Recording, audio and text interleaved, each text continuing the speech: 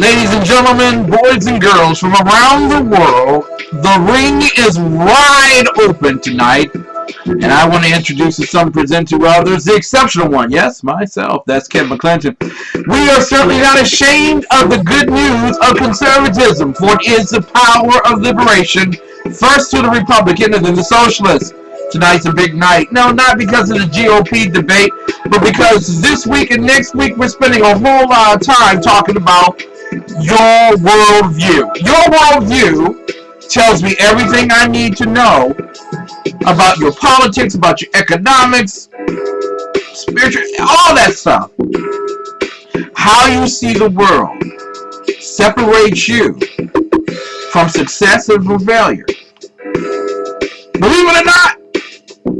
So we'll be talking about that tonight. Our big topic tonight, since we're piggyback on what we were talking about last night in terms of our world view. Last night we were talking about what are we? We know that we are conservative. We know that we are Christian. We know that we are constitutionalists. We know that we're capitalists. So now that we know what we are, the question is, who created this? How you see creation tells me everything I need to know. Period. It does. It's the founding. It's a foundational thinking. I would also thank the gentleman in Hmong Christian that was talking with me last night. I think our show actually led someone to Christ. Said he had never read the Bible. Well, actually, he hadn't read the Bible since he was 10 years old, but he knew that he believed in God. Last night's show was able to point him in the direction of who Christ is. Listen, we're going to have a lot of fun. We're going to talk about a lot of things. But ladies and gentlemen, tonight's show speaks for itself. Evolution politics. Black socialists accept the monkey DNA theory. Yeah, it's going to be one of them nights. Want to thank Mary, my bouncer, in the SHR Media Live chat room.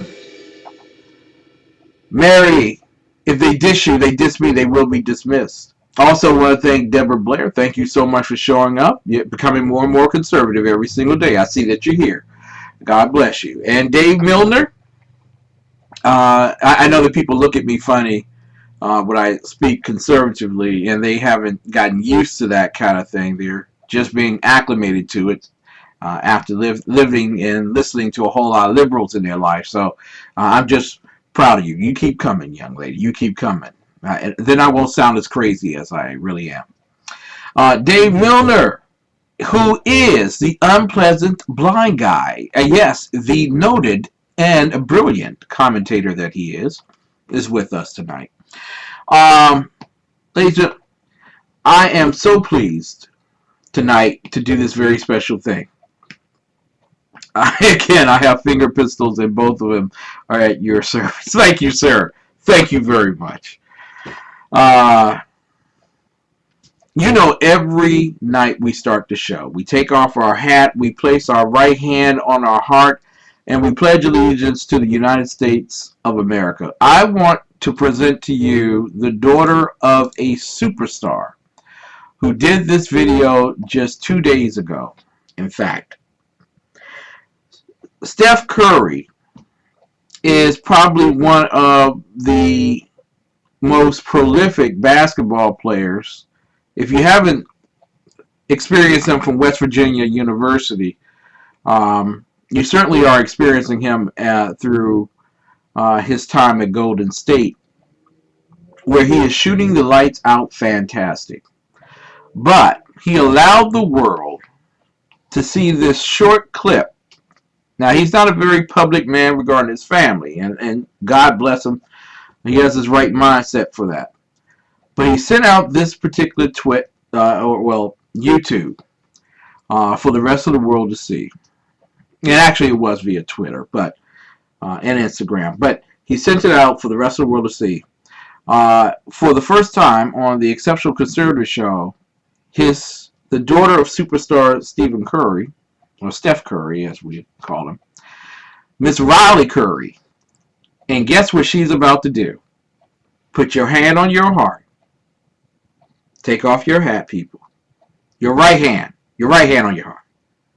Let's say the Pledge of Allegiance with Riley. I pledge allegiance to the flag of the United States of America and to the republic for which it stands, one nation, under God, indivisible, with liberty and justice for all. Amen. There you go, girl. That's the way you do it. You start. That's how you start off your career right there. That's a very good way of starting off your career. We do it every night. We pledge allegiance to the United States of America. Ladies and gentlemen, I want to thank the good people at Incompetech,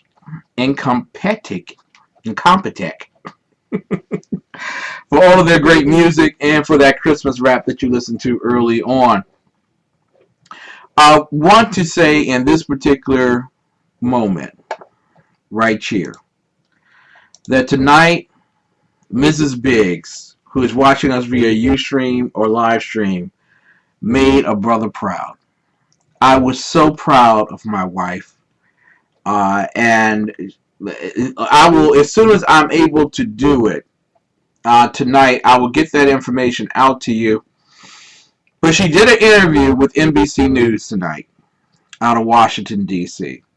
I want to thank Jackie Benson for taking the time out to follow up on the Shanice Milton murder.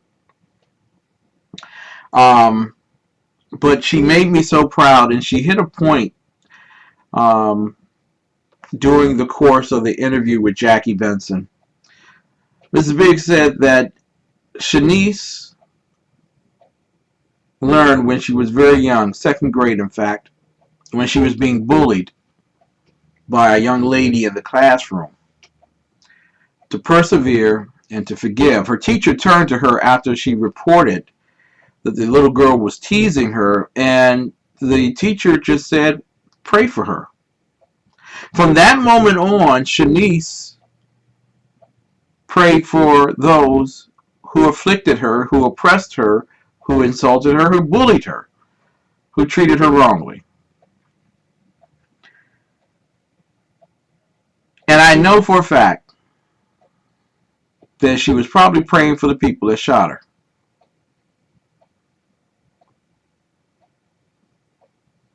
I have been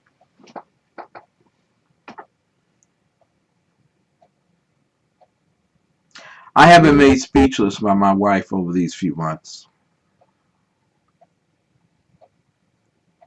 She's a beautiful woman.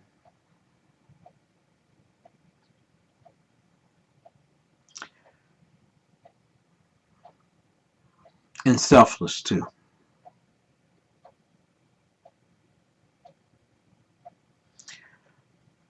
Peaches, I'm proud of you. When we come back from the break, I want to talk with you all about evolutionary politics and how you see evolution tells me everything I need to know about your worldview. You're listening tonight to the Exceptional Conservative Show live from the nation's capital. We'll be back.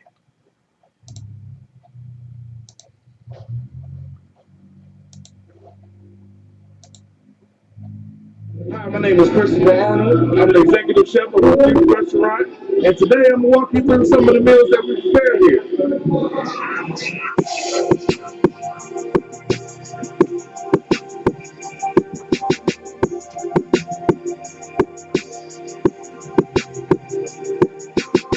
So we're making a pizza. We use French Italian sausage that is cooked here and sliced up.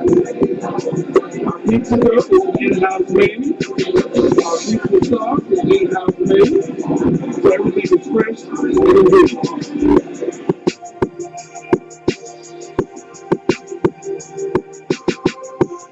This is our Thai curry chicken. The sauce is made with coconut milk and the Thai red curry. It is juicy chicken thighs as well as some mixed vegetables, served with jasmine rice and pita bread. So now we're going to prepare our famous blackened tilapia and grits, our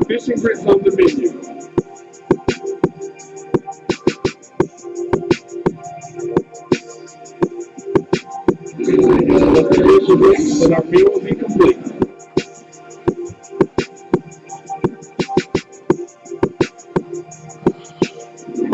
Let me tell you about our infused beef burgers. So we kick the spice up just a little bit with our infused sauce. We start off with 80/20 USDA ground chuck hand patty burgers, like half a pound of burgers, and we're gonna grill it to perfection. After I flip the burgers, we add the sauce and let it cook on into the meat until it's done.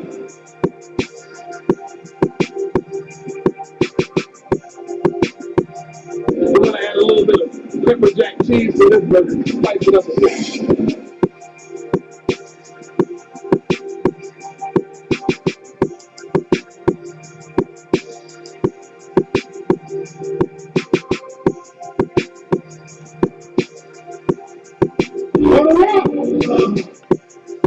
Oh man, I'm telling you, Derek Williams and his chief executive chef do a tremendous job at Infused Restaurant. You need to go to Infused Restaurant. If you ever visit Washington, D.C., it should be the U.S. Capitol, the White House, the Washington Monument, and then Infused.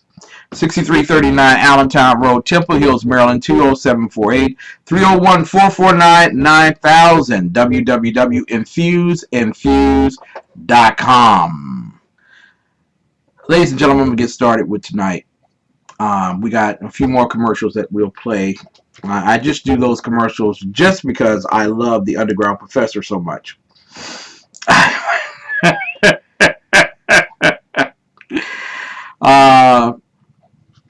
But thank you, Mary. Mary knew exactly what I was doing. Ken had to go give her a big hug. Yes, I did. I gave her a big hug. I love my wife. I'm very proud of my wife. A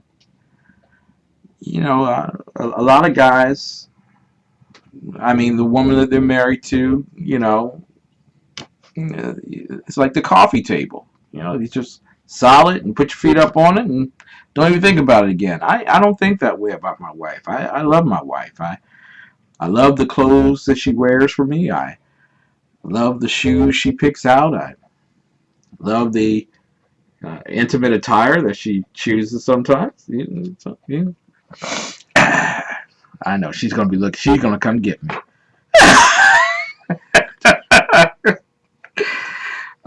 But the love that you have as a mother should never be questioned. It shouldn't be. And she never lived a life where her love for her children and for her husband was ever questionable. She is a very faithful and loving woman and deserves a whole lot more than the exceptional one. I assure you that, because I'm just a piece of junk. But she makes me look nice when I come on the air. So there you go. So Mrs. Biggs, love you.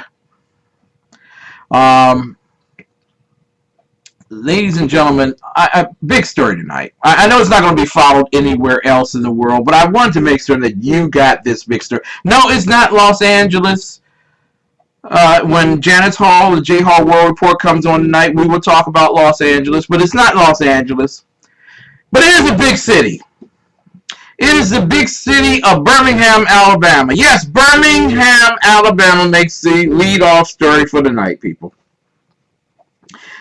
If you're not following this at home, I think you should, because Birmingham, Alabama has just developed a way to use pay-per-view television to raise money for its city. Forget worldwide wrestling, forget the NFL.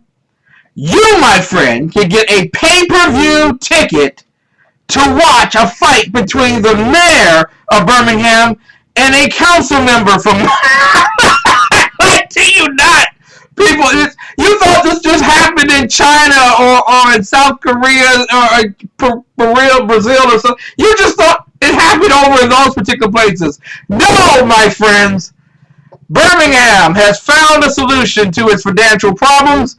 They will actually allow their mayor to fight their councilman. Well, actually, that's not the case at all. But there was a bloody backroom fight earlier this week between Mayor William Bell and City Council member or councilor Marcus Lundy. They got caught up in a verbal dispute before agreeing to take their differences to a more private location in a room. You see, you would think these gentlemen,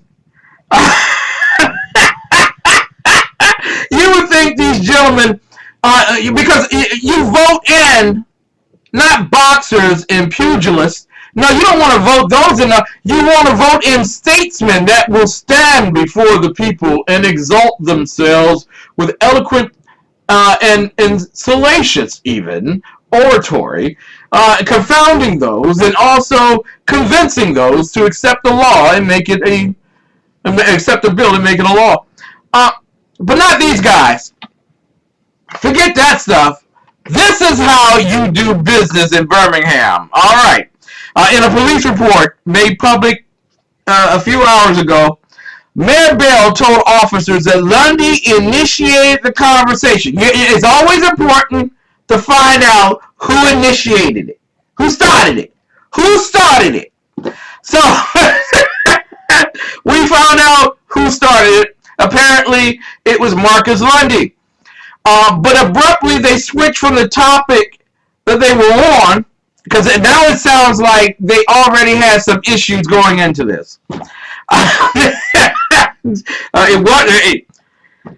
don't know how you get into a great fight over whether the city council approves lunch at the Oasis Hotel or whatever. I don't know. I don't know what legislation would get you into a fight like this. But personal stuff, talking about somebody's mama, yeah.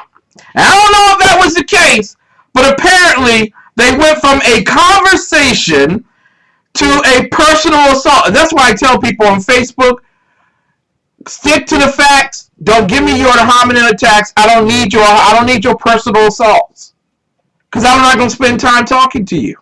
Okay, and you shouldn't. Conservatives, don't spend your time dealing with ad hominem attacks, personal assaults. They waste. When you have beaten down a utopian, you just walk away because they're the ignorant group anyway. Philistines that they are. But they went from personal issues to the point where they were cursing each other and getting loud. At that point, the mayor told the police Lundy prevented him from leaving the room. Ladies, learn something. When the brother wants to leave, let him go. But not Marcus. Marcus is from the old school. I ain't finished with you, know what I'm saying? I ain't finished. Don't be walking out on me, bro. What you doing? What you doing? So, apparently, Lundy prevented him from leaving the room, then grabbed him from behind and put him in a choke. That's what I'm talking about, baby. Politics 101. If you don't get your way, if you can't convince him with the way you talk, forget that. We're going physical. So apparently, get him in a chokehold. WWE, baby. We're going big time. Pay-per-view. The alleged assault only ended when two of Lundy's aides arrived. So it took two people to take Lundy off of the mayor. This is good stuff, man. This is good stuff. You can't get this. I wish we had film of it. It would have been wonderful. Now, the officer who filed the report stated Bell had bruising on the right side of his neck and swelling to his left knee. So there goes the NBA contract right there for Mayor Bell. You're not going to be able to play this year. Now, Lundy, the oratorical genius and Philistine alumnus, faces up to a 1-year sentence in jail and a fine of $6,000. However, it remains unclear what the two were fighting about. I'm just going to tell you, whatever it was, when it got to your mama, that was it. It was all over. We're going to go to the neck hole, check hole. Okay, so ladies and gentlemen, in New York, for the Eric Brown case or whatever, Lundy can show you what the chokehold looks like, not the police in New York. I'm just saying. City Council President Jonathan Austin blamed the incident on the mayor, calling it a sad day when council members are attacked while trying to do the job that they were elected to do.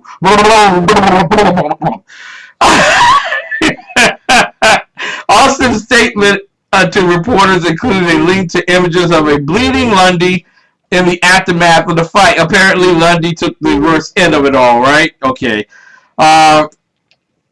Archibald also tweeted a photo of the room where it happened, and for a grand prize of absolute nothing, you can get a photocopy of the room. They probably put a little label underneath the window that you can peer into in that room or whatever. Said this is where the pay-per-view event took place, the great fight. Now, Birmingham Police Chief A.C. Roper did make this notice to the public. He says, it's extremely concerning, not just for me, but for our entire city. So we'll conclude a thorough,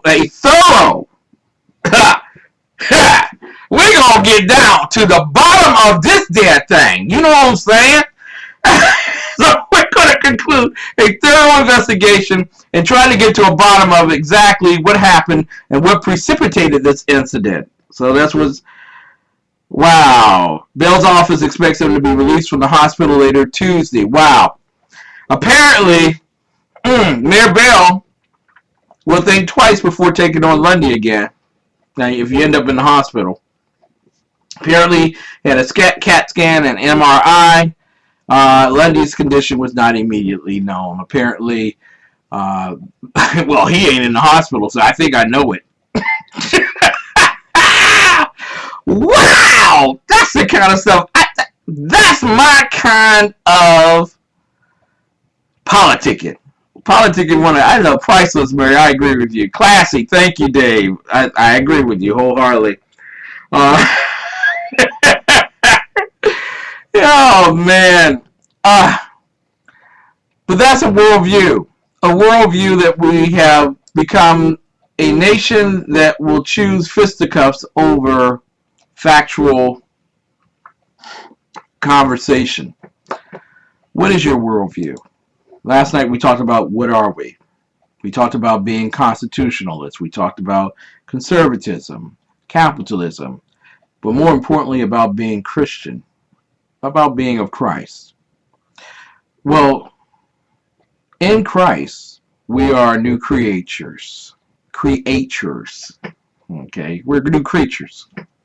And old things have passed away and all things have become new. But we go back with that term creature, and we understand that in Christ, he didn't roll out a story and watch you evolve into something.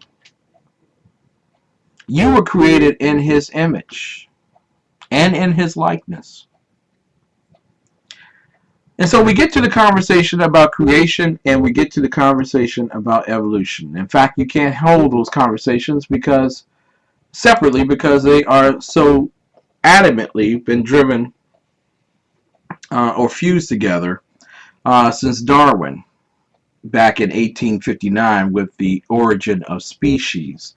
Now, I want you all to understand something. A lot of people will say to me, Ken, you're just being provocative with tonight's title, being Evolution Politics. Black Socialists accept the monkey DNA theory. And rightly so. Yeah, I am being a little bit of a provocateur tonight. But I want you all to understand that there is a racist caveat to evolution. And I know a lot of people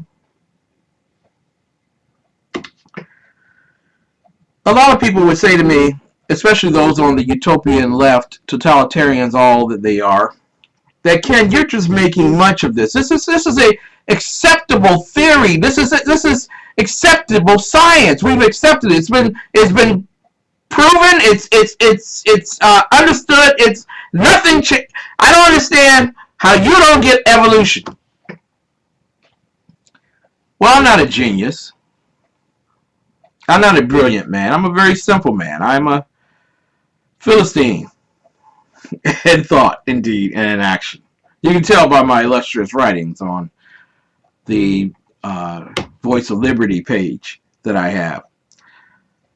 But I do know that there might be something wrong when your title for your book is shortened to On the Origin of Species, which was published on the 24th of November, 1859. And that shortening comes from the title On the Origin of Species by Means of Natural Selection or the Preservation of Favored Races in the Struggle for Life. Remember life, liberty, and the pursuit of happiness? Well, some people believe that life is only for a few. And if you can expose the many to whatever it is, destroy them, let it be, let it be. We've been exposed to the pilfering of science by those on the utopian left. And even more so, yeah, the hardcore leftists find it not problematic at all to assert racism. Yeah, you see, the Black Lives Matter and the rest of them, no, they're not going to protest the local biological institute. They're not going to protest the biology department in their school. You're not going to have the Congressional Black Caucus speak out against On the Origin of Species by Means of Natural Selection or the Preservation of Favored Races in the Struggle for Life. The reason why you're not going to speak out about them is because they have accepted the monkey science. They have accepted the fact and have promulgated that message to the world that you are derived from monkeys. Your origin is in monkey land. And in fact, at one time in this country, we were so accursed with the image of looking like monkeys. Oh, don't say that the racists didn't draw the pictures of. In fact, making Obama and Michelle look like monkeys in a picture, Photoshop. Okay. And the condemnation of Republicans and those on the right because someone did that. Okay. Apparently, we don't want to see black people as monkeys, yet black socialists don't have a problem telling you that they are from the monkey land. That they are derived from the genes of monkeys. So tonight, ladies and gentlemen, I'm going to talk with you about evolution politics. This is probably one of the most provocative things I'll talk about because what it does is it puts those who happen to be behind the pulpit on the smart. You see, they went to universities and ascertained great many degrees. Lots of degrees all over their wall. And on Monday through Saturday, they will tell you everything you need to know about evolution.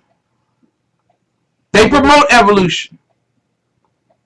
And when you promote evolution, life itself is no longer important because there is one race that's greater and better than any other race. Oh, black people got upset when Hitler said it was white people who were blonde and blue-eyed, although he was brunette and black-eyed. But, my friends, those on the left who promote evolution do the very same thing. They're telling you, black America, colored America, Negro America, African American America, whatever it is, that you, my friend, are no better than the monkey from which you were derived, and that they are the exceptionally superior monkey to you. All this monkey talk. Ken, how dare you talk monkey amongst we black people? This is not the conversation. You see, you're like Donald Trump with that Muslim thing. No, it's time for us to talk truth. You see, that pastor who promotes evolution Monday through Saturday and then tells you on Sunday about creation, what do you think he really believes? What do you think is his worldview? Does your worldview change because you put a collar on? Or should the collar that you put on change your worldview? Ladies and gentlemen, confronting evolution. Darwin's book on human evolution, The Descent of Man, revealed him as what Dr. John West calls a virulent racist. He did write extensively about how evolution by natural selection creates unequal races, and that in the evolutionary scheme of things, blacks are the closest to apes. Darwinism is one of the most dangerous ideas in the world today. One proponent of Darwinism described it as universal acid. It dissolves everything. Hosea Baxter directs reconciliation ministries at Crossroads Bible College. He says racism had always been around, but Darwin gave it an air of scientific legitimacy. Blacks and Native Americans would be portrayed as savages or ignorant or people who could not be civilized, no hope of being civilized. Baxter works with Dr. Charles Ware, co-author of Darwin's Plantation, Evolution's Racist Roots. Ware and co-author Ken Ham wrote, on the last page of his book, The Descent of Man, Charles Darwin expressed the opinion that he would rather be descended from a monkey than from a savage.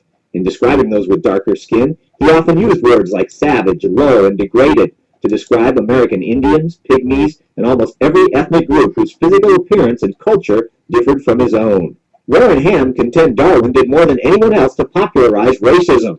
Another quote, one professor in the 1880s wrote, I consider the Negro to be a lower species of man and cannot make up my mind to look upon him as a man and a brother, for the gorilla would then also have to be admitted into the family. Since blacks were somewhere in the evolutionary scale between apes and men, they did not have souls. And since they didn't have souls, somehow we don't even have to preach the gospel to them. Slavery and segregation kept the races apart, but maybe even more dangerous was how Darwin's theories led to active eugenics, the idea of trying to breed a better human being.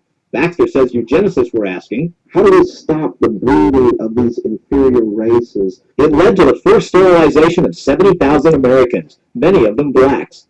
And then along came Margaret Sanger, founder of what would become Planned Parenthood. Margaret Sanger was very Darwinian and very much inspired by this overall idea that we're counteracting the law of natural selection by allowing people she considered less fit, whether it be because they were poor immigrants or people of other races.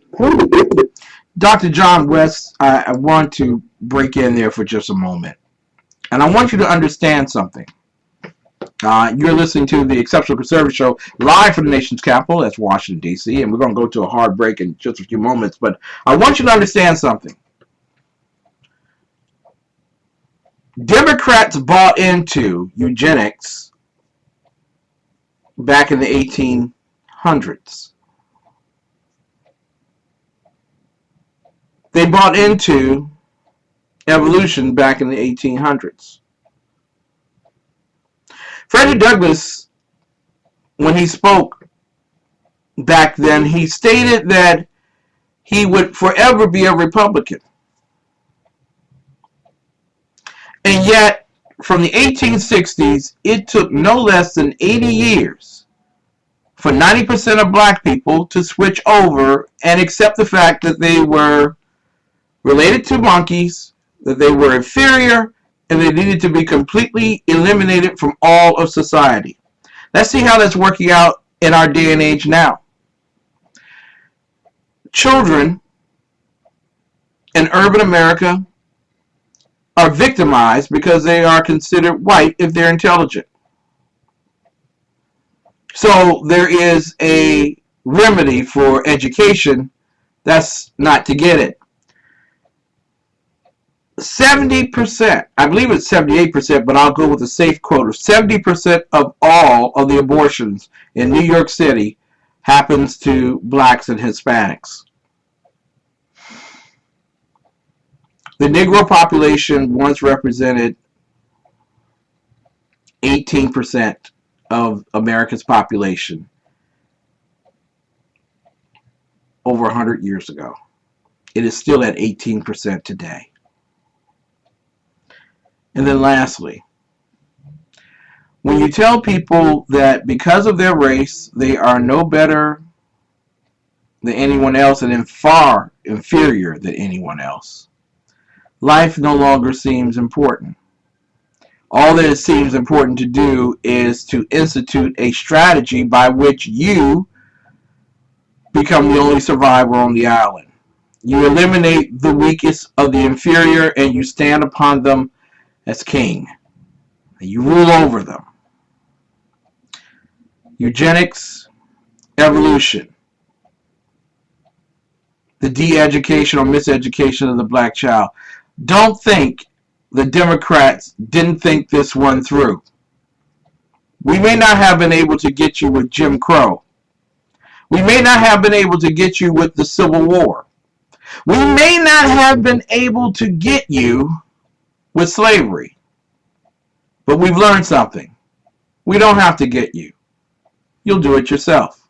Dr. John West of Discovery Institute. Immigrants or people of other races, part of the impetus behind abortion was to annihilate the black race. There were also many laws to keep blacks from marrying whites. Baxter says lawmakers were made afraid by arguments in books like 1907's Race Mongrels. If we don't create this separation of the race, we're going to create this mongrel race, this race of, say, retards. But Ware, the father of 4 interracial children, says that field is ridiculous. People used to interracial marriage was horrible, it was going to destroy racial groups and all that.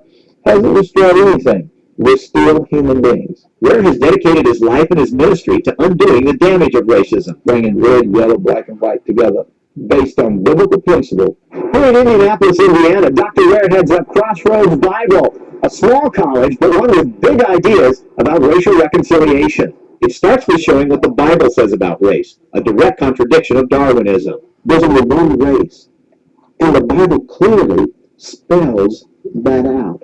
From one man he made every nation of men. Eve was the mother of all the living. These 3 were the sons of Noah, and from these the whole earth was populated. In their book, Ware and Ham point out, modern genetics shows racial differences are in reality little more than skin deep. And quote a scientist who says, race is a social construct, and it has no basic biological reality. Crossroads Bible College pushes its students to push hard across race barriers. Get over the fear of failure. Get over the fear of rejection.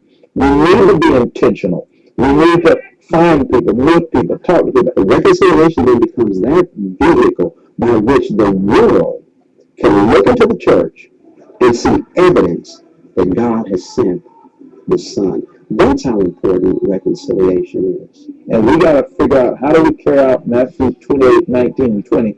How do we make disciples of all Pontar ethnic, all people groups? So Christians like Dr. Ware hope to convince the church is that it has to reject Darwinian thought and accept what the Bible says. There's only one race, the human race, and we have to love it in all its diversity. Paul Strand, CBN News, reporting from Crossroads Bible College, Indiana. Ladies and gentlemen, I want to leave you with a key note of understanding that if you didn't get it, you should have got it. And if you don't have it, you will by the end of tonight's show.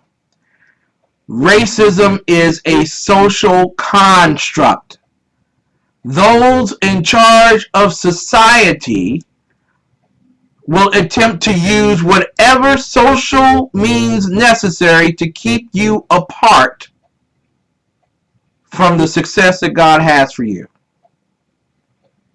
I want you to understand tonight, as we talk about evolutionary politics, that the party of division was created to allow your genocide, and in addition to that, puppet your preachers to promulgate a message that would destroy you, and on top of that, teach you to fight against yourselves so that you would never hear the gospel of Jesus Christ. Wow. One Lord, one faith, one baptism, one word. His. We'll be back. We'll talk about evolutionary politics right after these messages. You're listening to the Exceptional Conservative Show, live from the nation's capital. We certainly are not ashamed, and we're certainly not afraid.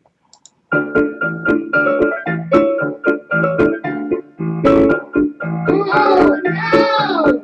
Please, Karen! Help!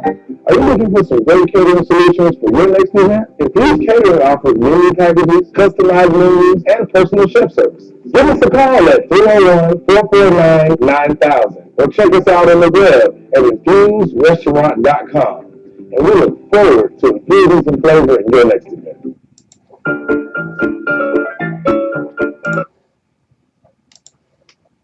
Right swipe. It's gonna be a right swipe. This thing just shaped his chest hair into a heart. Oh, you stole mine. Right swipe it. Right swipe, right swipe. That goes with your sister. It does. Oh, no, she's not. He's cuddling a kitten. Oh my god, I wanna eat their faces. Oh, she's hot. Oh, wait a minute. That's a lollipop. Oh, that is not a lollipop. Left swipe. Left swipe.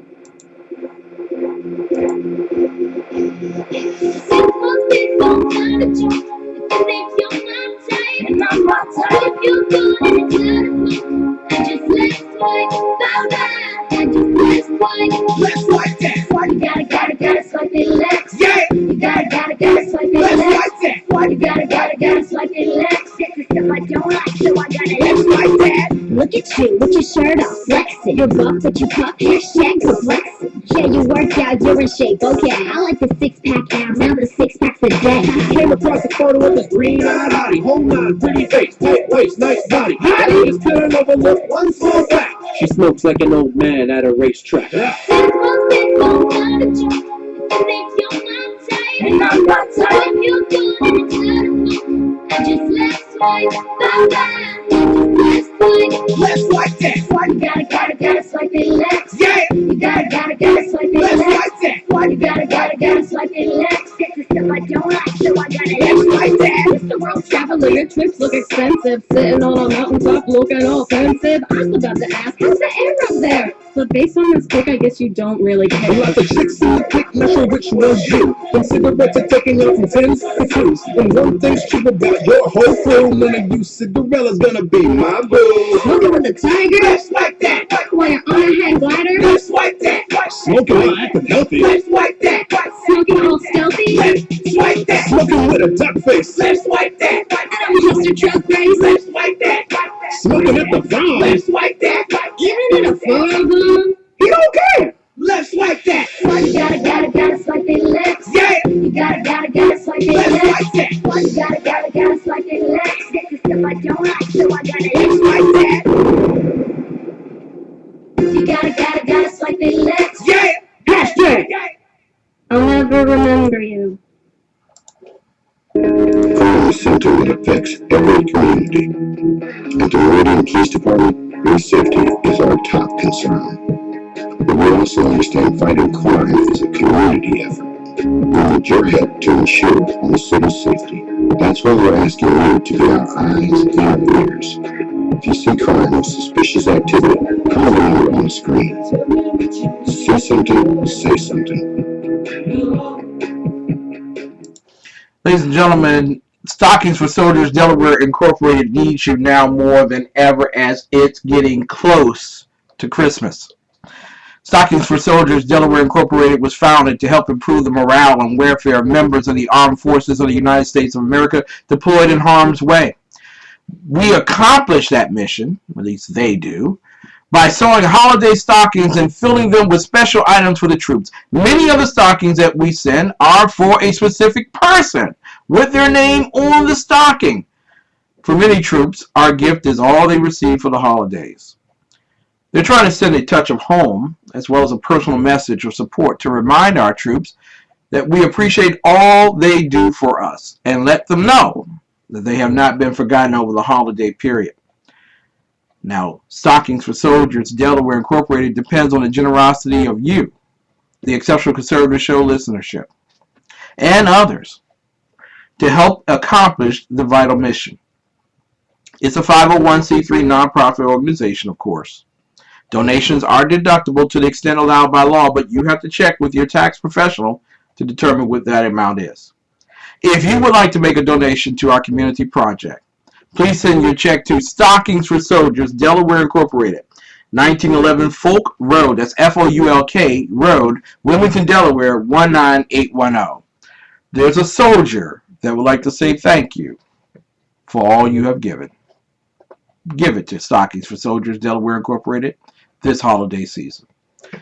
Ladies and gentlemen, tonight we are on a very sensitive subject in urban America. Simply because people don't want to say they believe in it out loud, but behind the scenes they will argue you down that evolution is true, but they're not related to a monkey. There's a problem with that. The person who created that theory, there I go, I use that term create, the one who basically developed that theory, and remember, in science, if it's not a law, it's a supposition. Gravity is a law. Watch what happens. Gravity, inertia.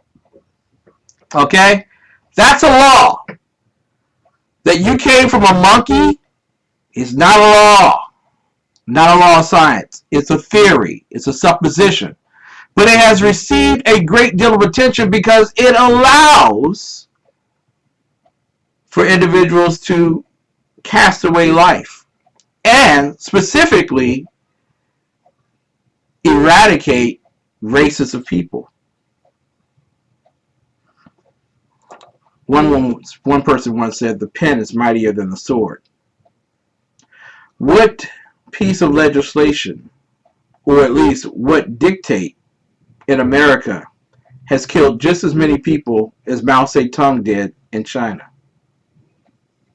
Abortion. Where did abortion come from? Concept? Well, it's been around since the Egyptians. But who really, really pushed that effort in America? Well, it was Margaret Sanger. Why did Margaret Sanger push that? Because she believed in eugenics, which basically said you have to, in an engineering fashion, eliminate all the inferior people or inferior races. How do you know that races are inferior? Well, it dates back to 1859. Well, actually before that time period, because slavery is built on the concept of using inferior individuals with superior skills to get exactly what you want with the least amount of cost involved. 1859. The gentleman said, you know what? I noticed that these turtles somehow in Galapagos are slightly different in mutation from other turtles. They may have evolved over time. Evolution is meant to speak about rolling out something. The finished product isn't necessarily finished. The unfortunate thing is that even with all of the technology that we have today, which is far, far more superior than the technology we had back in 1859, no one can find the missing link between the monkey and the human. And even scientists today, with the greatest amount of technology regarding deoxyribonucleic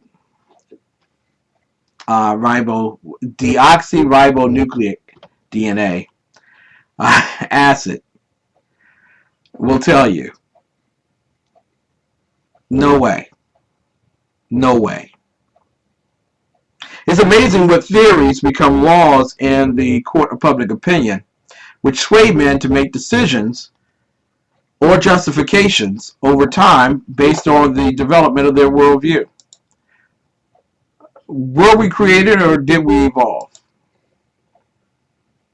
Well, according to Ronald Bailey back in January 2008, he wrote an article called Evolutionary Politics: Why We Should Care What Candidates Think About Biological Evolution. And he wrote in December 2007, this is just a focus on Republicans now. I want to focus on Republicans, and then when we come back in the fourth quarter, after talking with Janice Hall of the J. Hall World Report, who brings the world issues down to the kitchen table for us to better understand, we'll talk about the Democrats, the Republicans, the utopic viewpoint, and exactly where does God stand on evolution.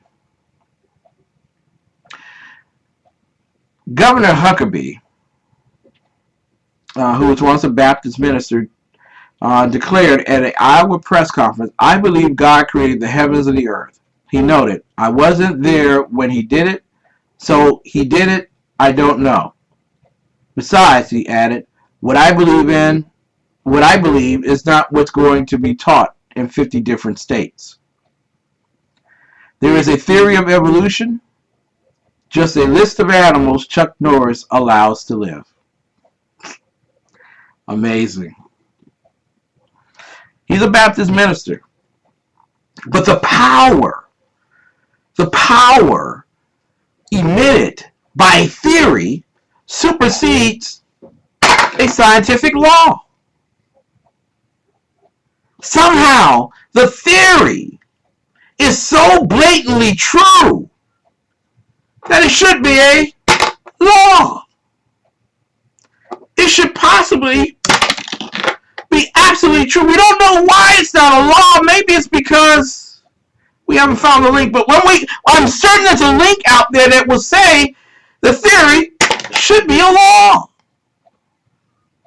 And he's a Baptist minister.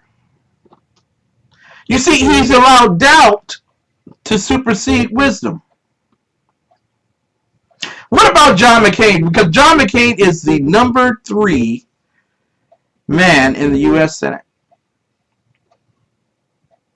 Well, John McCain said in May 2007 during a debate, I believe God created the heavens and the earth. What I believe is not what's going on, but I apologize, let me read from his words and not misspeak. McCain answered that he did believe in evolution during the May 2007 debate. He added, but I also believe when I hike the Grand Canyon and see it at sunset, that the hand of God is there also. Wow.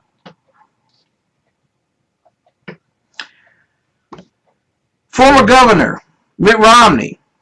I believe that God designed the universe and created the universe, and I believe evolution is most likely the process he used to create the human body. Bet you didn't know. Bet you didn't know. Worldview makes a difference.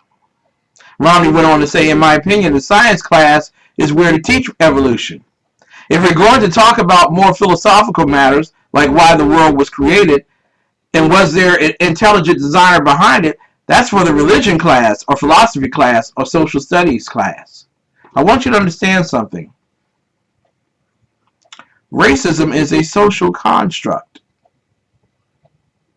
Notice how creation can't be taught in anything but religion.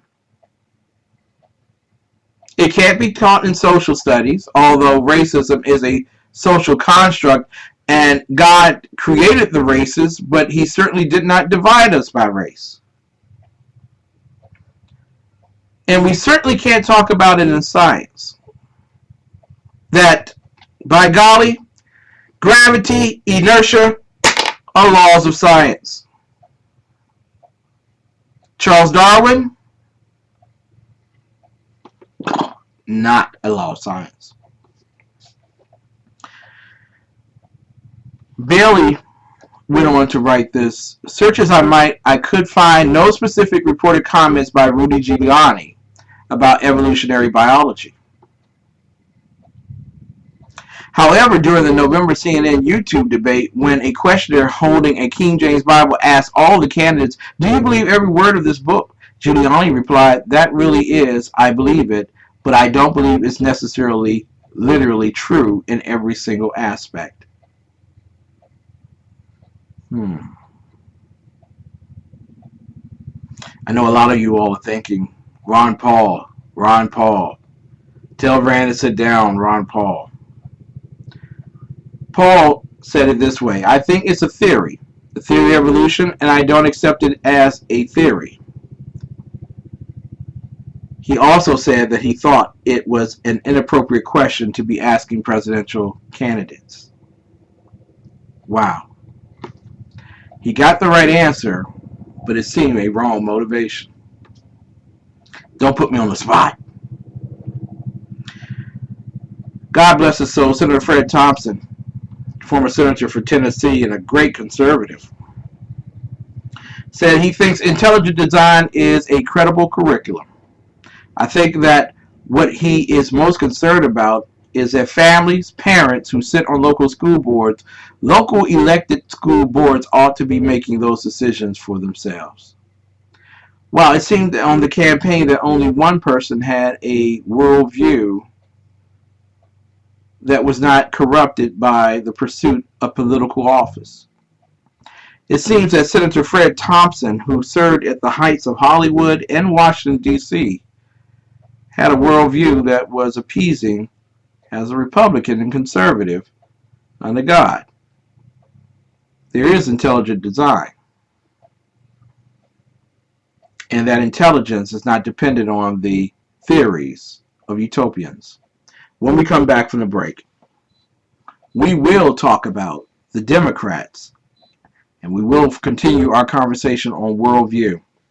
And I will say this to you in closing out this section. I want to thank all the people who promote our particular program around the world: Reputing Liberty, High Plains Talk, SHR Media, The Voice of Liberty, Blueberry Stitcher, and so many others. But I do want to say this to you. Your worldview matters in terms of choosing the person who will instill your worldview to the world. Don't you think you need to make certain that that person has a worldview that's sufficient for the day? I think you should.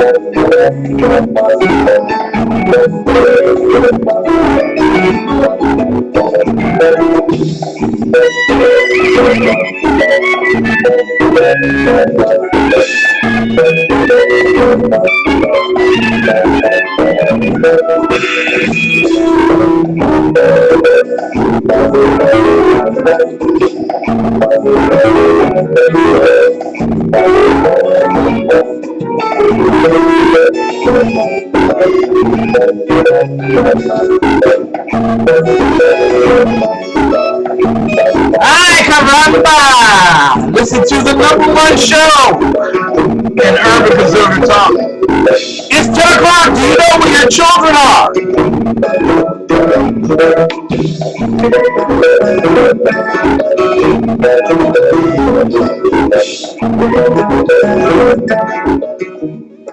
Ladies and gentlemen, I want to welcome you to the Exceptional Conservative Show live from the nation's capital. We are not ashamed of the good news of conservatism, for it is the power of liberation, first to the Republican and then the Democrat.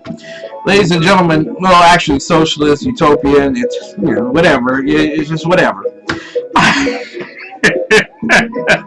We've been talking about evolution, but we are heading into the third quarter on Tuesday night, and you know what time it is.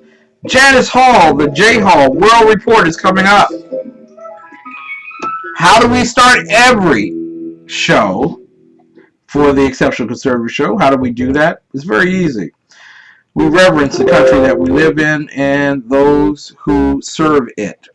And like it unto them, we take off our hats or put our right hand over our heart, and we say the Pledge of Allegiance. This evening, the beautiful and lovely little girl, Riley Curry, daughter of super phenom basketball player Stephen Curry, will lead us.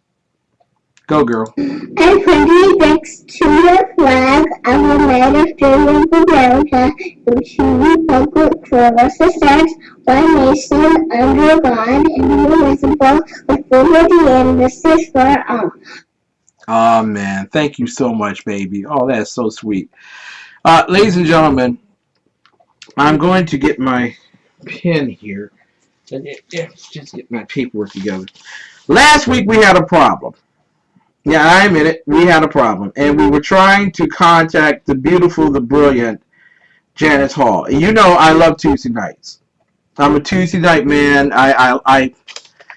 When God gave me this idea of having Janice Hall come on the air and talk about world politics, I was like, yeah, God, you're awesome.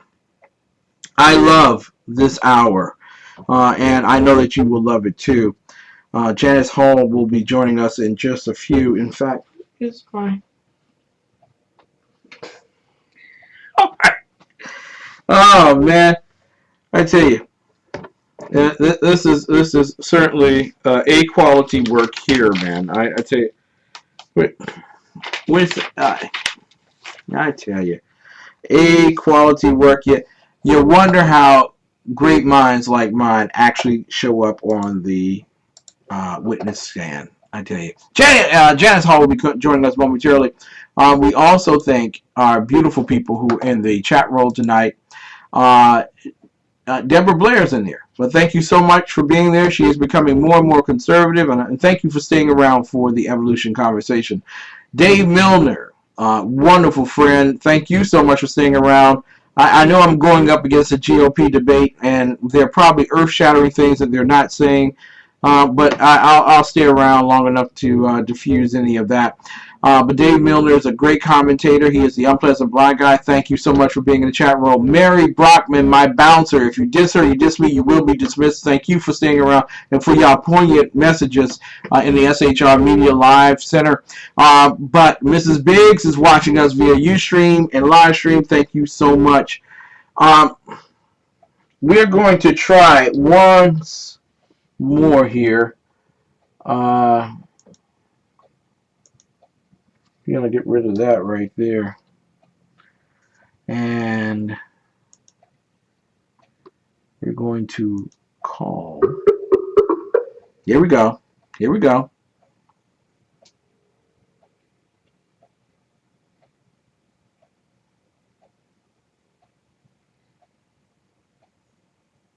Okay, for the life of me, I just don't understand why I am not getting through to Janice Hall.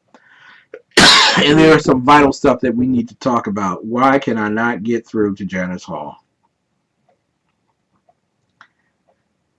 Wow. And I'm calling. You all are hearing me call. Calling the number and it just won't go through. After weeks, don't you just hate when these technological things happen? Okay, let me see if there's another way around this.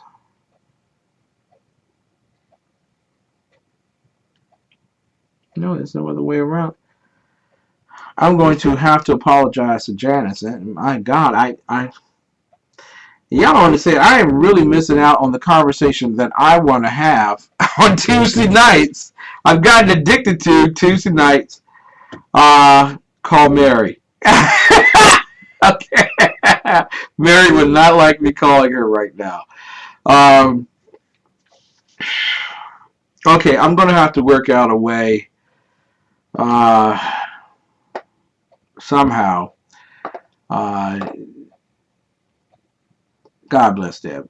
Deb's leaving. All right, God bless you, Deb. Good night. Take care now. Now I'm going to have to work out a way, some way, or at least get a Skype number or something. I can't understand how.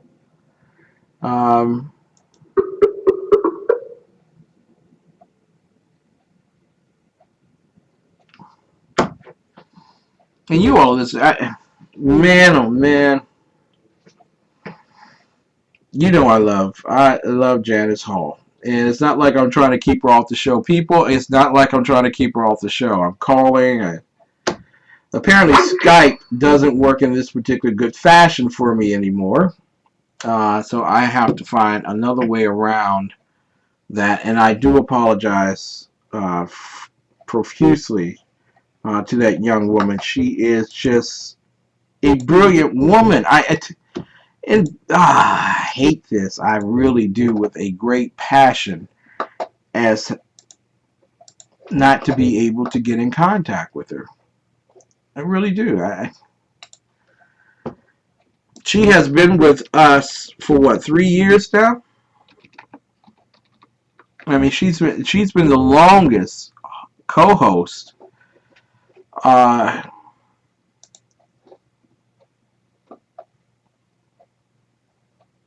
Okay, let's try the Google. Let's try the Google number. Okay, we're gonna try the Google number. All right.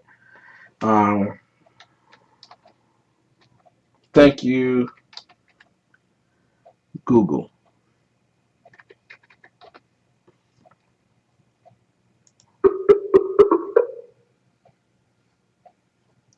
Oh no no.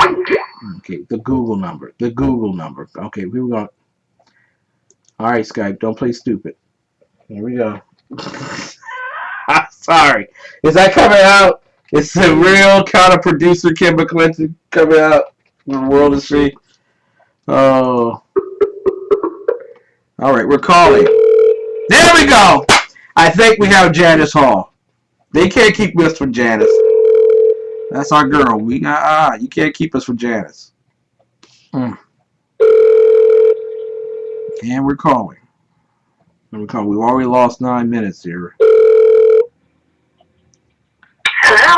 Janice Hall, the J Hall World Report, the best thing on Tuesday nights. Thank you so much for being with us.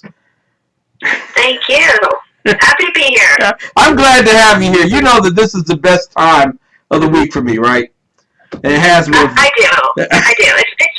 That's one of the highlights of my week, too. It's for 3 years you've been with us. We're about to go into year number 4, and I want to thank you so much. There's a trophy coming to you for being the best co-host, or at least specialist, we've had on our program. You're just awesome, and we love you dearly. Thank you. Love you too. Now, let's get down to business. Apparently, you can call a LA school from overseas and shut it all down. Now, when you were growing up, did you ever think maybe you should get an overseas friend to do a terrorist threat for you? That didn't actually cross my mind. But it seems like it may have crossed somebody else's mind. What a great hoax! But they tried it in DC, not DC, forgive me, in New York as well. This particular hoax. Yes. So I actually think it was probably, it could have been a student, I suppose. But the fact that it was to New York and LA would imply that, the person definitely knew what they were doing, and I think it illustrates a level of maturity on the person who is doing it, not that it was necessarily a child. Now, in terms of this, however, there have been times where people have called into schools, and you pull the fire alarm, or you say that there's going to be a bomb alert or something or whatever, and it was passed over, and no one would close down a school. Right. But we're talking about 965 schools throughout Los Angeles were shut down today because someone called in from overseas and said they were going to blow the places up. Is this a sign that the Obama foreign policy is not working? You could take it as that. I think it's probably slightly more of a stretch. I think that the fact that someone wrote in, basically sent an email to both New York and DC,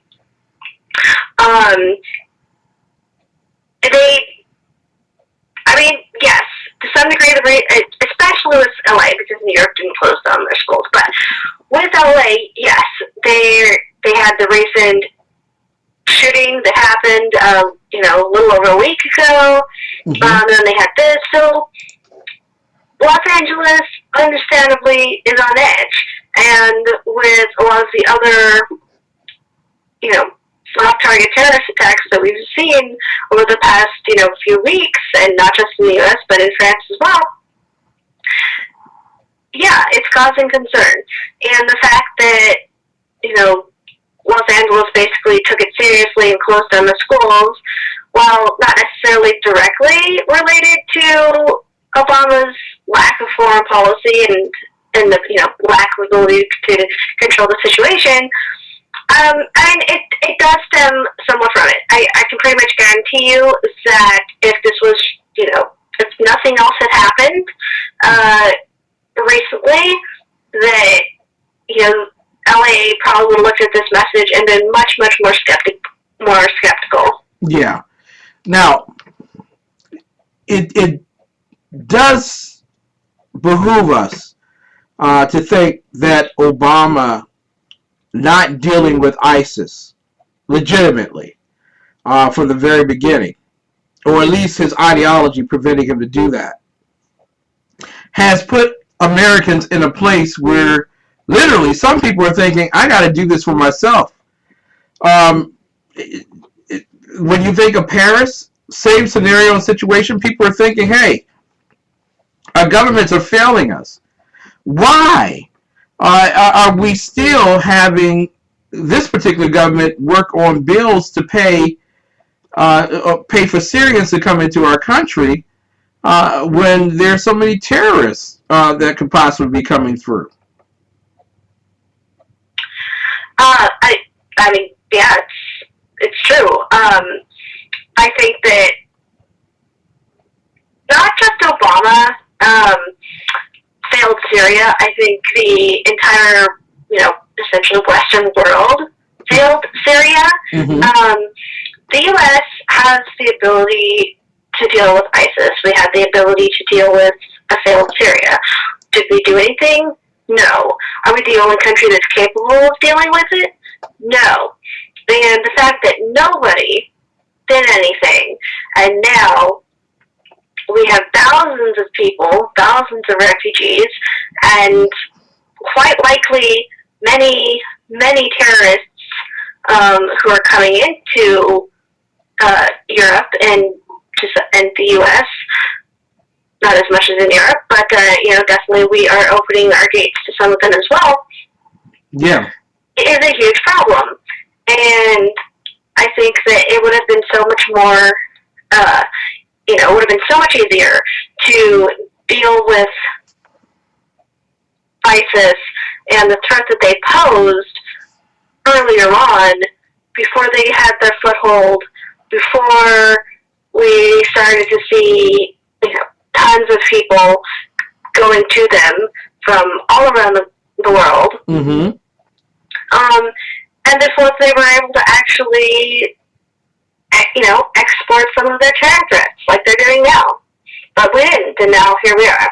Exactly. And it doesn't help the Congress is not tapping or slapping the hand of the Obama administration on immigration. They're open that particular border.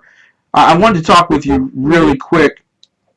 Well, not really quick, but want to quickly segue to this particular matter here, since we're talking about Syria.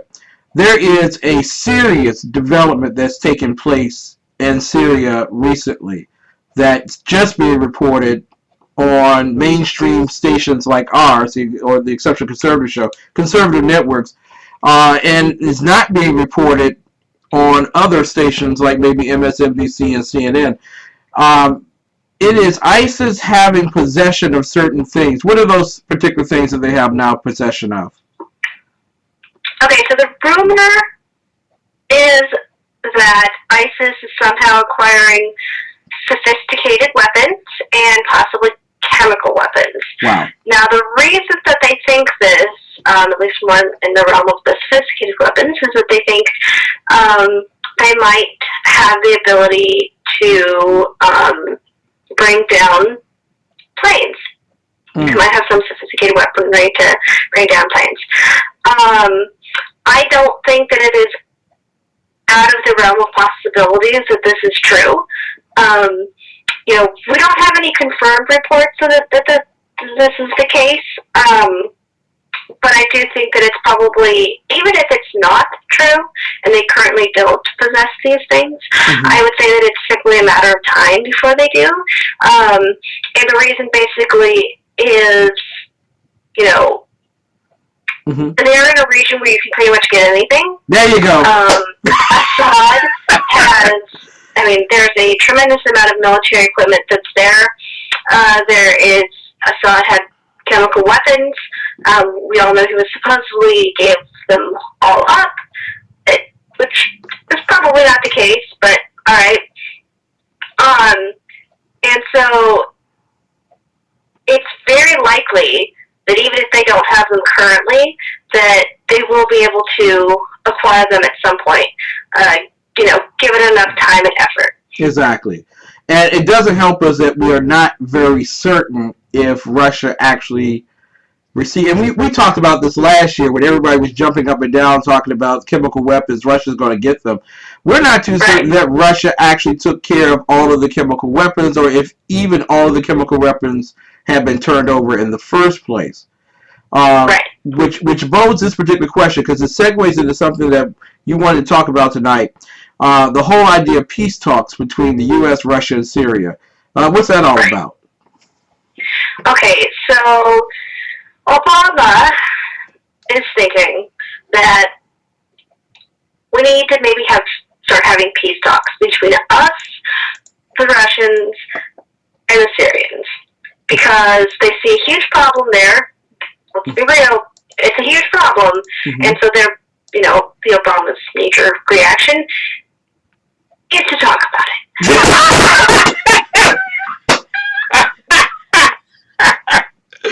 We have a problem. Let's talk about it.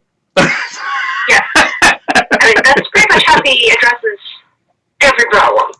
Wow. Everywhere. So, he wants to have peace talks, like I said, with U.S., Russia, and Syria. And obviously one of the main sticking points has been whether Assad should stay in power. Now, Assad's not a good guy. The U.S. would like to see him gone. The Russians, on the other hand, that's kind of their friend. They don't like him. And if the situation was reversed and we had someone who was also friendly in power, we would also probably, be fighting for them. So I don't think that that's, wrong of the Russians to want that. That's simply their friend. But I do think it's sort of ridiculous that the U.S. and Russia can't somehow find an agreement to deal with the terrorists that are in Syria together, which is a huge threat to both of our countries. And yet they sit there and they want to bicker about whether Assad should be in power. Yeah. And quite frankly, as long as we bicker, and as long as the Free Syrian Army doesn't have a clear shot at Assad's head, Assad's going to be in power. And there's nothing the world can do about it. Virtually, right? Pretty much. Now, as long as he's in power, however, terrorist groups like ISIS, the Muslim Brotherhood, and other groups, Al-Qaeda, will take clear advantage of the spoils of what it's like 3 or 4 civil wars going on in Syria right now, right? Yeah. There's basically like 4 sides going on right now.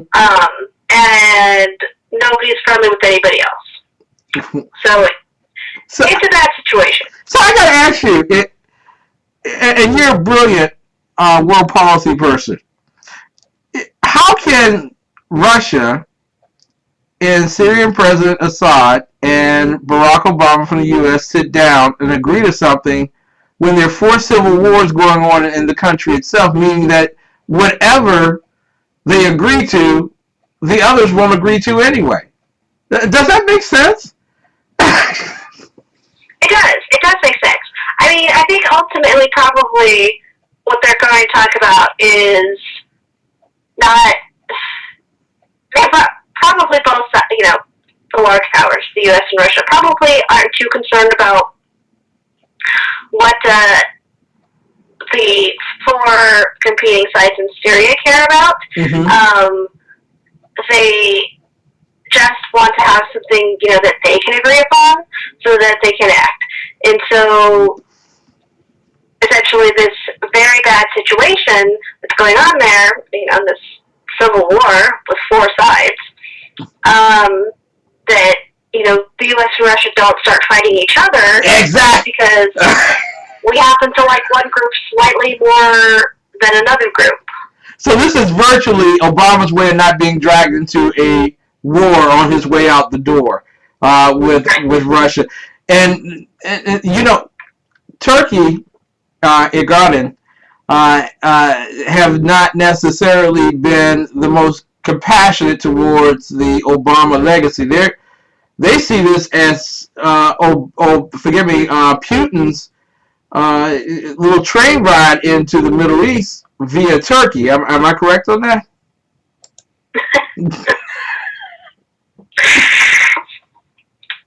I mean, yes.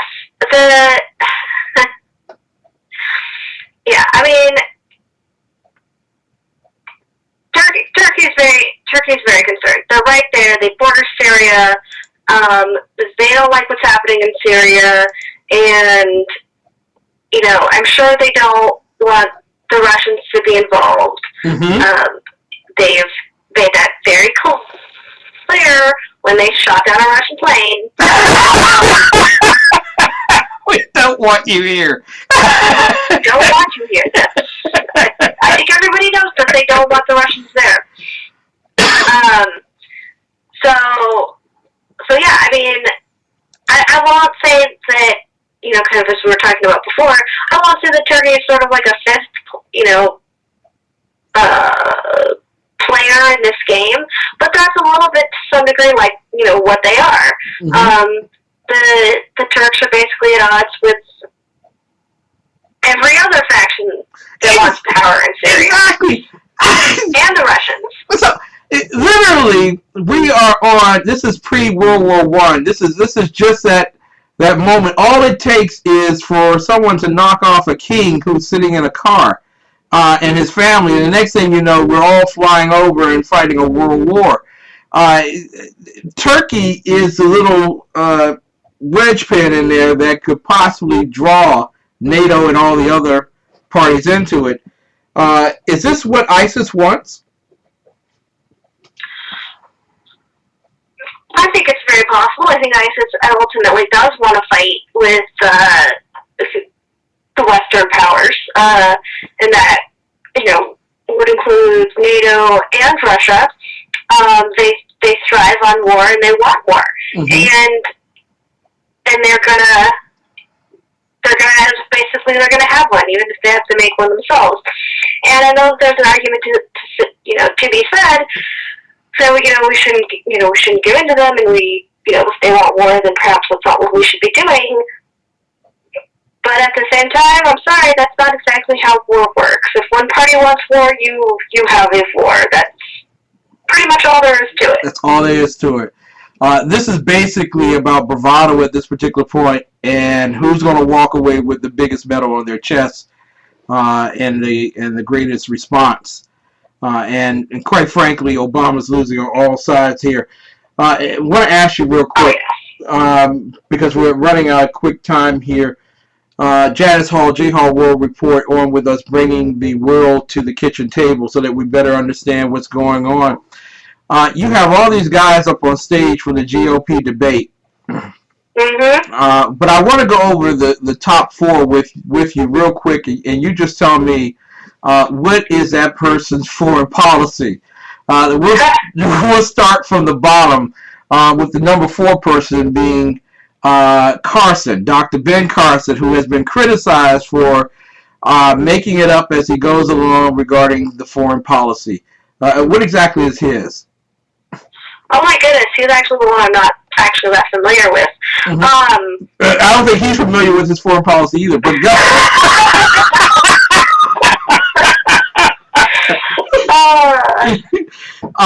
Okay, so we'll skip number 4. Okay, we'll go to number 3, which is Rubio. Rubio. Mm-hmm. Yes. Okay. So he's, probably the more moderate of the bunch. But, still to the right of Obama. He definitely thinks that more needs to be done in basically, in the region, in Syria and the Middle East as a whole. He genuinely thinks that our allies need to play a much stronger role. And he's not incorrect. They do. However, I will say that what will he do when the allies don't, or if our allies don't participate? And, that's really a question he'll need to find an answer to, and especially if he becomes president.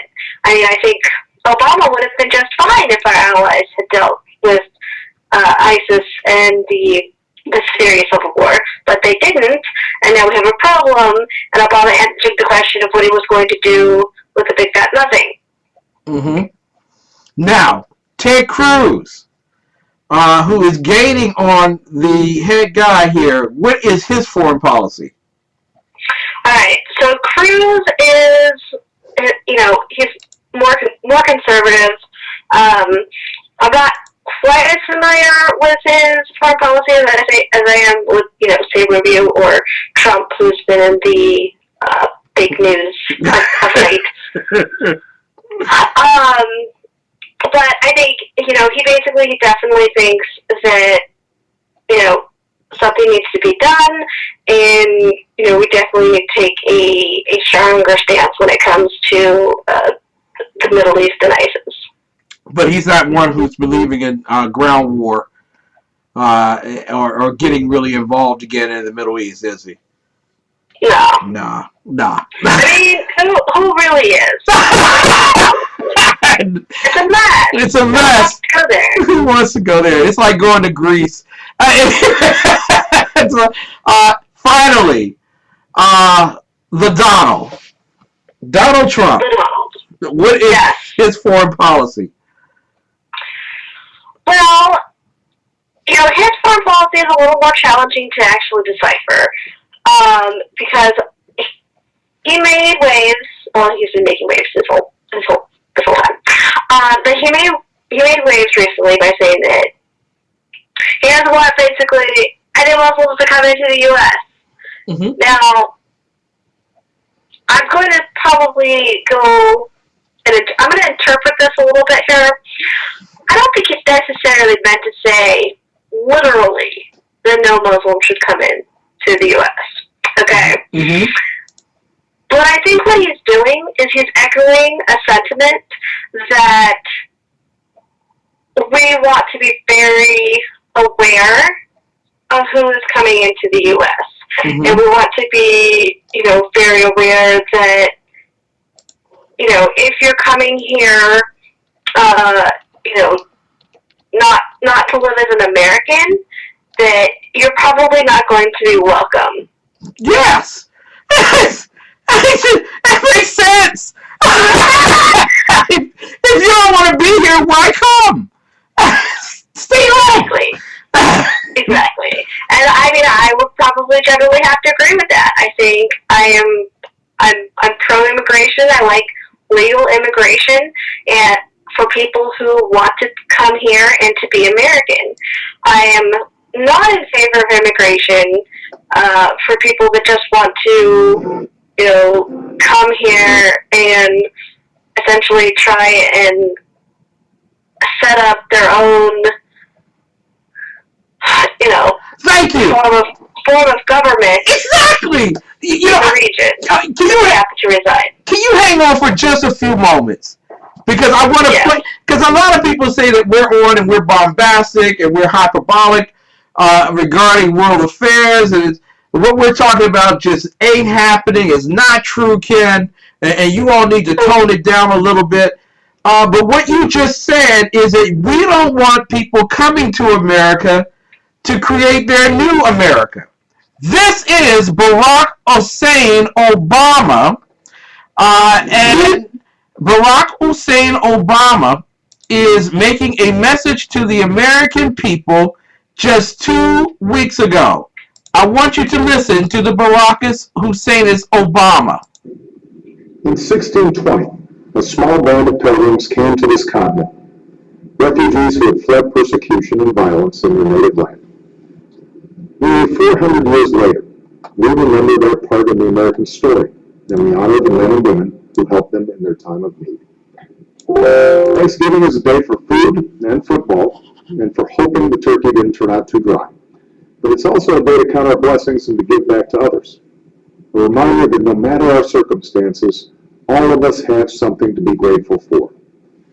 Maybe it's good health, maybe an addition to the family, or a child taking the next step toward college or a career. Maybe it's a new job or a long overdue raise. Maybe it's something as simple and as important as the chance to spend time with the people who matter most. Of course, every American can be thankful for the chance to live in a country founded on the belief that all of us are created equal. And as president, I'm thankful that I get to see the best of America every day. The courage of our troops and veterans, the resilience of our families, and the basic goodness of the ordinary people who call this country home. On this uniquely American holiday, we also remember that so much of our greatness comes from our generosity. There's the generosity of Americans who volunteer at food banks and shelters, making sure that no one goes hungry on a day when so many plates are full. There's the generosity of Americans who take part not just in Black Friday and Cyber Monday, but Giving Tuesday, recognizing that in the holiday season, what you give is as important as what you get. And I've been touched by the generosity of the Americans who've written me letters and emails in recent weeks, offering to open their homes to refugees fleeing the brutality of ISIL. Now, people should remember that no refugee can enter our borders until they undergo the highest security checks of anyone traveling to the United States. That was the case before Paris, and it's the case now. And what happened in Paris hasn't stopped Americans from opening their arms anyway. One woman from Pennsylvania wrote to me to say, "Money is tight for us in my household, but I have a guest room. I have a pantry full of food. We can do this." Another woman from Florida told me her family's history dates back to the Mayflower, and she said that welcoming others is part of what it means to be an American. Nearly 4 centuries after the Mayflower set sail, the world is still full of pilgrims, men and women who want nothing more than the chance for a safer, better future for themselves and their families. What makes America America is that we offer that chance. We turn Lady Liberty's light to the world and widen our circle of concern to say that all God's children are worthy of our compassion and care. That's part of what makes this the greatest country on earth. I hope that you and your family have a wonderful Thanksgiving, surrounded by loved ones and full of joy and gratitude. And together, may we all play our own small part in the American story and write a next chapter that future generations can be thankful for. From the Obama family to yours, have a great Thanksgiving. Hi, everybody. So literally, the Syrians are no longer refugees, they're pilgrims. What did the pilgrims do when they came to this country? Janice? Well, I mean, they came, they established essentially a government that they wanted. Wow. And Isn't that? I think we can all agree that they did not necessarily assimilate to the culture that was there before, with great conflict. So apparently, and this is just so much fun. So apparently, the Syrian refugees cannot be spoken of as refugees anymore. They are now the Syrian pilgrims, and they will be landing in Plymouth, and they will be landing in Baltimore, and in Washington, and New Orleans, and Detroit, and LA, and Anaheim, and St. Louis. They'll be landing there with intent on causing disruption, and as well starting their own government. Is that an acceptable American standard to go by? I don't think in this, day and age it is. I think that, like I said before, for those people who want to come here, who want to be American, and I'm not saying that they need to give up their culture. We embrace other cultures. I think that's one of the things that makes the U.S. so interesting and unique. Yeah. But we do have laws. We do have a system of government, and if that is not going to be respected, then they should not be coming. There you go. Janice Hall, the J. Hall World Report. We love you. We thank you for Tuesday nights, 10 p.m. Eastern Standard Time. The J. Hall World Report. You bring the world to the kitchen table. Thank you so much. Good night and God bless. Thank you. Good night. Ladies and gentlemen, we will be back with more of the best in urban conservative talk. You're listening to the Exceptional Conservative Show live from the nation's capital. Yes, my friends, that's Washington, D.C. to you and me. And who knew that there was a conservative still left in Washington after Ted Cruz left? Who knew?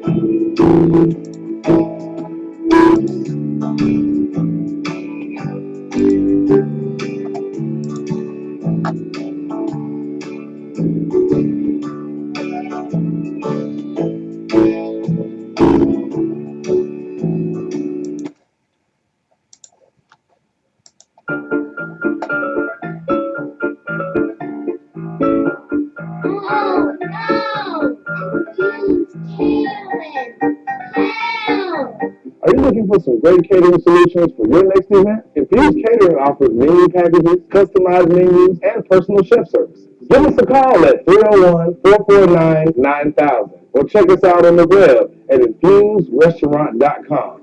And we look forward to infusing some flavor in your next event.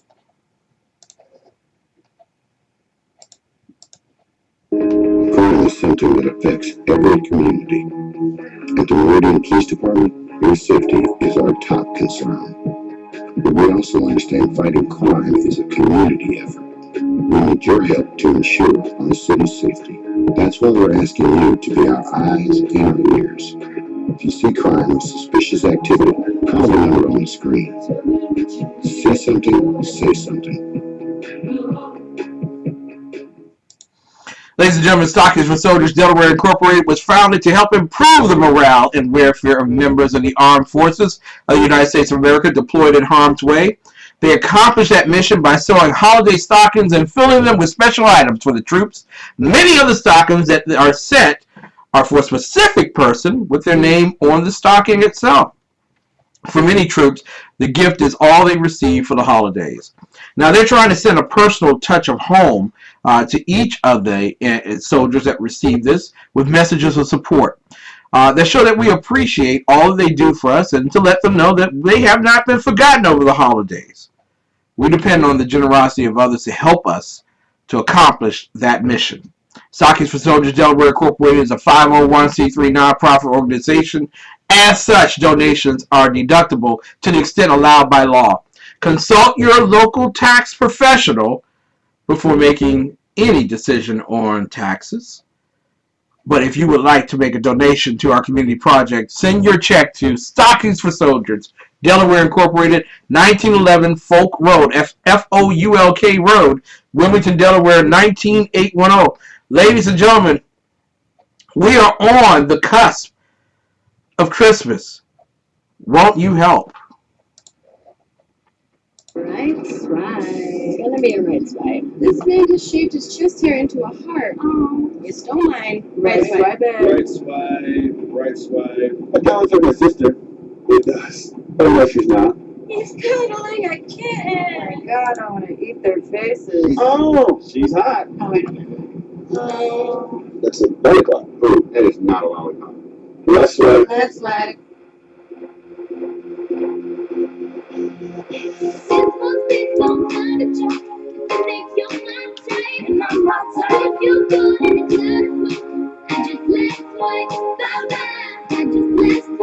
Let's swipe that. Why you gotta swipe it left? Yeah. You gotta swipe it left. Let's swipe that. Why you gotta swipe it left? System I don't like, so I gotta let's swipe that. Look at you with your shirt off, flexing. You're buff, but you pop. Hashtag go flexing. Yeah, you worked out, you're in shape. Okay, I like the 6-pack abs, now the 6-packs a day. Came across a photo of this green-eyed hottie. Hold on, pretty face, tight waist, nice body. Hottie just couldn't overlook one small fact. She smokes like an old man at a racetrack. And I'm not tight. You good and it's not a smoke. I just let's swipe. I just let's swipe. Let's swipe that. Why you gotta swipe it left? Yeah. You gotta swipe it left. Let's swipe that. Why you gotta swipe it left? System I don't like, so I gotta let's swipe that. Mr. World Traveler, your trips look expensive. Sitting on a mountaintop looking all offensive. I was about to ask, how's the air up there? But based on this pic, I guess you don't really care. Lots of chicks in the pic, not sure which one's you. Them cigarettes are taking y'all from 10s to 2s. And one thing's true about your whole crew, none of you cigarella's gonna be my boo. Smoking with a tiger? Let's swipe that. While you're on a hang glider? Let's swipe that. Smoking while acting healthy. Let's swipe that. Smoking all stealthy? Let's swipe that. Smoking with a duck face. Let's swipe that. I don't trust your truck race. Let's swipe that. Smoking at the prom. Let's swipe that. Even in a photo bomb? He don't care. Let's swipe that. Why you gotta swipe it left? Yeah. You gotta swipe it left. Let's swipe that. Why you gotta swipe it left? System I don't like, so I gotta let's swipe that. You gotta swipe it left. Yeah. Hashtag. I'll never remember you.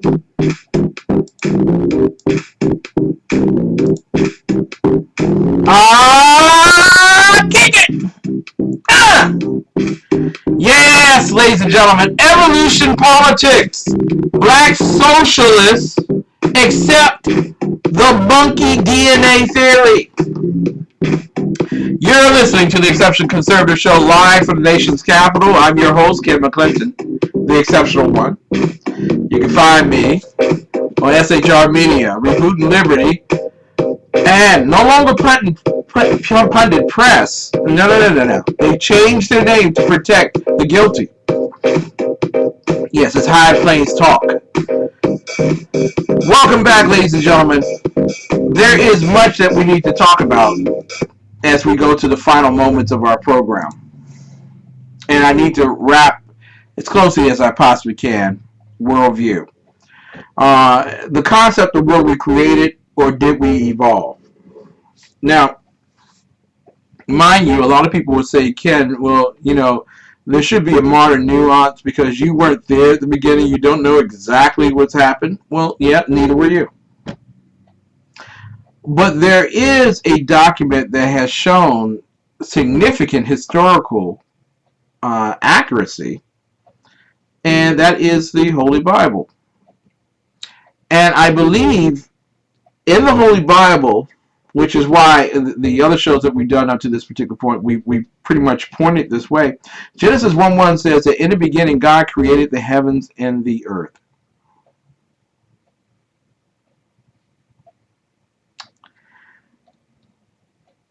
That and John 3:16 and 17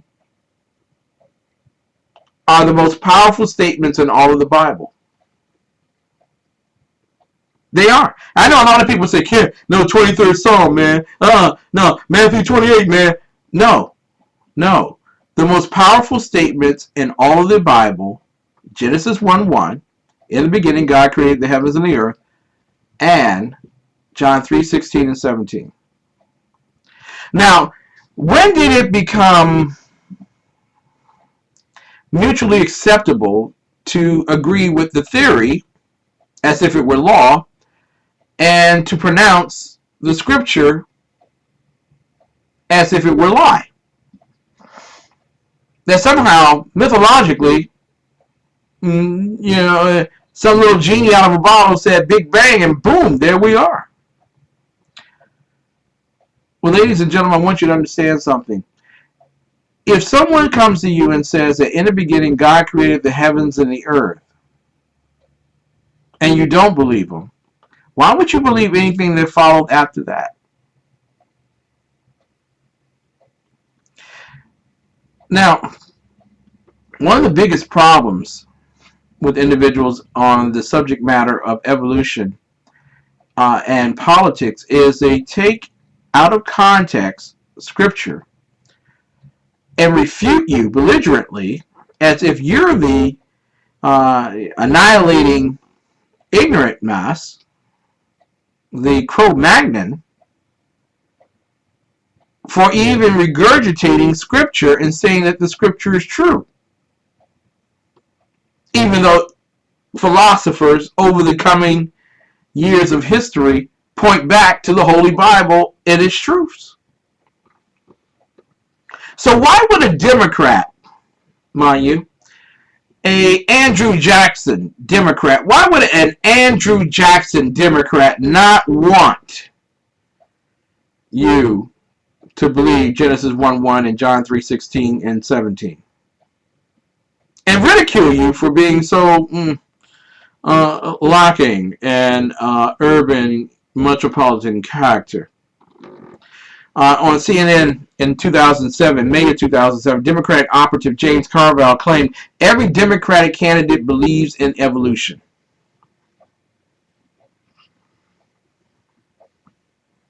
During a debate sponsored by the progressive Christian group Sojourners in June 2007, Senator John Edwards was asked, "Do you believe in evolution or do you believe in creationism?" Edwards replied, "I believe in evolution." He was then asked if he thought that the people who believed the world was created in 6 days were wrong. Edwards said that he had been brought up a Southern Baptist, he is now a United Methodist, and explained, "I think it's perfectly possible to make our faith, my faith belief system, consistent with a recognition that there is real science out there and scientific evidence of evolution." Really? So John Edwards is telling you that this is really law. It's a law, not a theory, it's a law. Hillary Clinton, mind you, who loves to imitate black people in church when she changes her diction, and I need to find that on YouTube and play that for you one day. In fact, let me try to find that right now. I want to play that for you because a lot of people would think, she's just caught up in the spirit. No, she isn't. She's making fun of you and your experience of faith. This is her mimicking your diction and dialect, Mr. and Mrs. Believer in Evolution. I will be reintroducing the Count Every Vote Act to ensure that every voter is given the opportunity to vote, that every vote is counted, and each voter is given the chance to verify his or her vote before it is cast and made permanent. We have to stay awake. We have a march to finish. On this Lord's Day, let us say with one voice the words of James Cleveland's great freedom hymn. I don't feel no ways tired. I come too far. Where I started from. Nobody told me that the road would be easy. I don't believe he brought me this far to leave me. And we know if we finish this march, what awaits us? St. Paul told us in the letter to the Galatians, Let us not grow weary in doing good, for in due season we shall reap if we do not lose heart. The brave men and women of Bloody Sunday did not lose heart. We can do no less. I don't get no ways, Ty.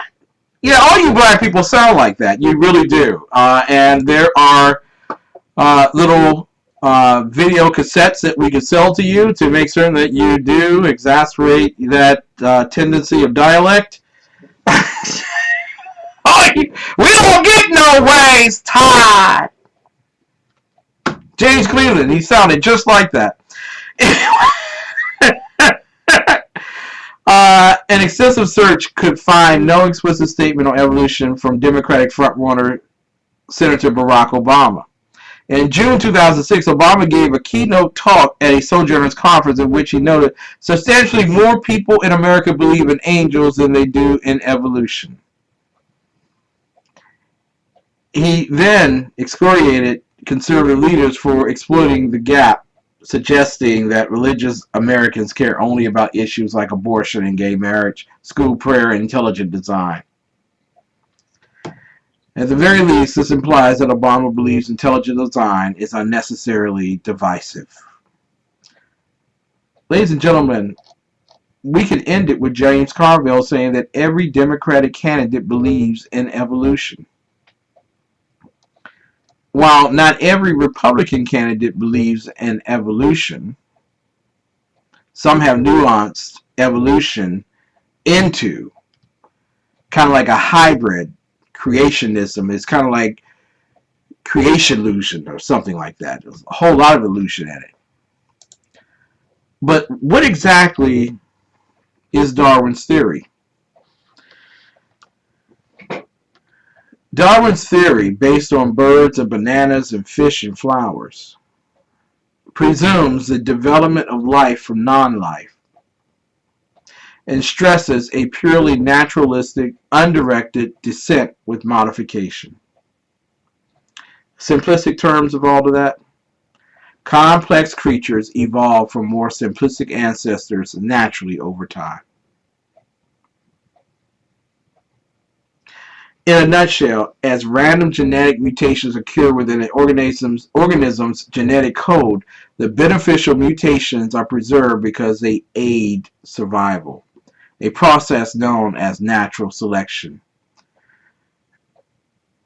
While you literally can vote that thinking, you have to ask yourself, and I think Dave did a wonderful job of asking this earlier, if we actually DNA'd ourselves through mutation into humanity, why do you still have monkeys?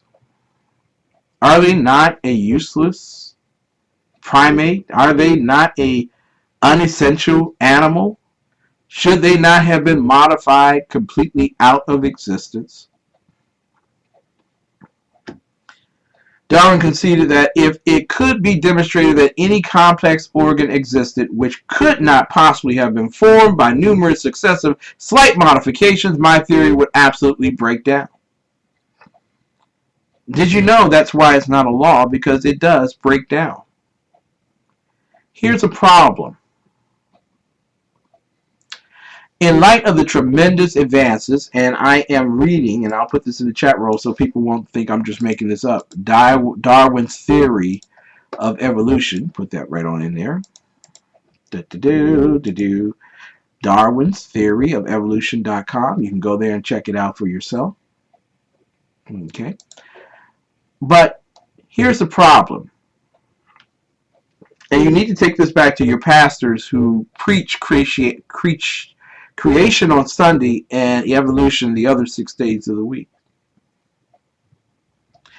In light of the tremendous advances we've made in molecular biology, biochemistry, and genetics over the past 50 years, we now know that there are in fact tens of thousands of irreducibly complex systems on the cellular level.